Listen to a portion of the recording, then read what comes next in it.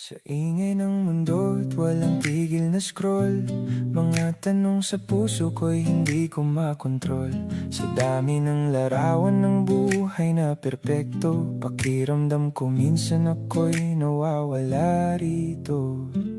Sa bigat ng pagkakamali na ayaw kong ipakita, akala ko'y wala nang daan para muling magsimula. Pero sa gitna ng katahimikan ng gabi, may bulong ang langit na nagsasabing hindi kailangan sumigaw ang awa, hindi kailangang maging perpekto ang pagkatao. Sa bawat pagdududa at luha, nariyan ka pa rin. Sa tahimik mong awa, ako'y bumabangon. Sa bawat pagkukulang may bagong tugon.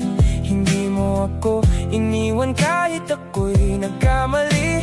Ang iyong biyaya ang tibok ng puso ko muli. Sa gitna ng ingay ng mundo at takot ng isip, ikaw ang pahinga ng aking dibdib. At kahit mahina ang aking tinig, mananatili ako sa iyo. Minsan ang pananampalataya ko'y parang bituin, natatakpan ng ulap ng pagod at alinlangan din. Pero sa bawat umaga na dumarating, may hawak kang bago. Sa bawat sandali, hindi mo ako iniwan kahit ako'y nagkamali. Sa awa mong walang hanggan, ako'y muling binuo. Hindi palalakas ang kailangan para manatili sa iyo. Minsan sapat na ang puso na handang bumalik muli.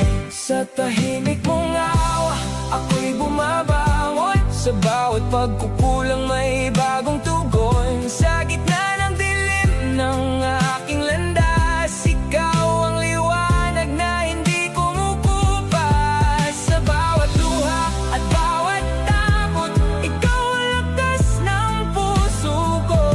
Sa iyong biyaya, Panginoon, may pag-asa pa ako.